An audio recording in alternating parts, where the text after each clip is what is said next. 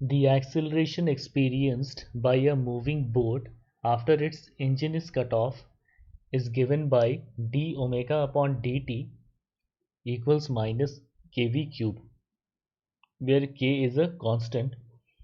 If v0 is the magnitude of the velocity at cutoff, find the magnitude of velocity at time t after the cutoff. तो हमें basically at a certain time t हमें velocity का general equation चाहिए, तो हमें एक relation चाहिए between velocity and time t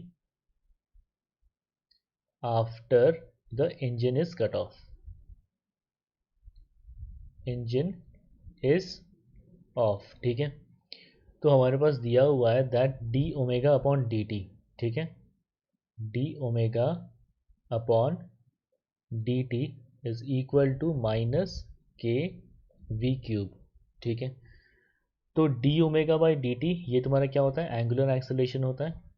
A is equal to D omega by D T equals minus के वी क्यूब. और एंगुलर एक्सेलरेशन को रिलेट करें तो A tangential acceleration is equal to R alpha, ठीक है. और A tangential equation A tangential acceleration is equal to क्या होता है, D we upon D T.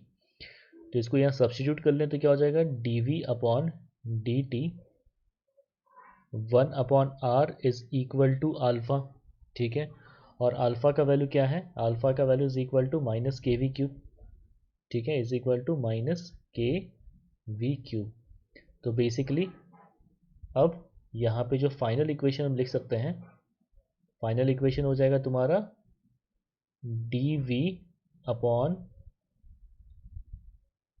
D t 1 upon r is equal to minus के we cube, ठीक है. तो अब इस इक्वेशन को अब हमें सिंप्लीफाई करना है, तो d we upon v cube is equal to minus k r d t, ठीक है, minus k r d T. चलो ठीक है. तो यहाँ पर अब इसको इंटीग्रेट कर रहे हैं ज़ीरो से लेकर के टी, ठीक है. ज़ीरो कब, zero is the instant when engine is cut of, ठीक है. तो eight t equal zero engine is off, ठीक है. तो इस पॉइंट पे जो वेलोसिटी था वो दिया हुआ है वी नॉट, ठीक है. और at t equals t after engine off, after engine is off, ठीक है, जो भी तुम्हारा वेलोसिटी होगा that is equal to v. तो यहाँ पे at t equal to zero velocity कितना हो गया, v naught. And at the value of t यहाँ पे वेलोसिटी का वैल्यू है वी, ठीक है. अब हमें सिंपली ये इंटीग्रल सॉल्व करना है, ठीक है. तो ये वी के पावर क्या है, -3 है यहाँ पे.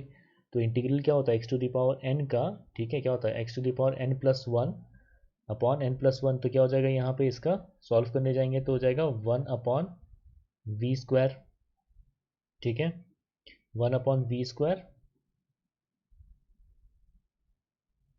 इंटू -2. तो -2 को तुम्हारा बाहर ले आते हैं, इंटू 1 अपॉन -2, ठीक है.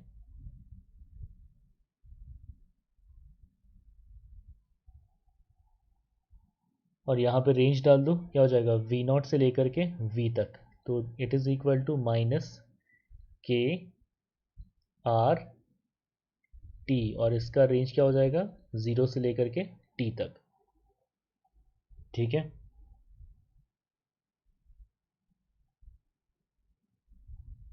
तो बेसिकली अब इसको सॉल्व कर सकते हैं दैट -1 अपॉन टू, ठीक है. यहाँ पे क्या हो जाएगा, 1 upon v square minus 1 upon v naught square is equal to minus k r t, ठीक है. तो अब सिंपली इसको सिंप्लीफाई करके हमको v के टर्म्स में, LHS में हमको बस v लाना है, ठीक है. तो यहाँ पे अगर ब्रैकेट खोल के मल्टीप्लाई कर लें, ठीक है, क्या हो जाएगा तुम्हारा -1 upon 2v² plus 1/2v0² is equal to minus KRT। ठीक है, अब यहाँ से v² को अलग करना है सिंपली। ठीक है, तो क्या हो जाएगा, देखो 1/2v² is equal to 1/2v0² plus KRT। ठीक है, तो यहाँ से तुम्हारा v² will be equal to है ना, क्या हो जाएगा तुम्हारा, ये तुम्हारा पूरा का पूरा नीचे आ जाएगा ना, तो इसको क्या कर लेते हैं तुम्हारा, चलो ठीक है ऐसे ही कर लेते हैं। तो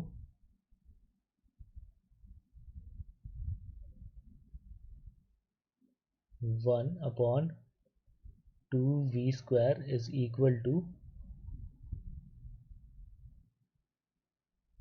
2v0² 1 प्लस KRT 2v0²।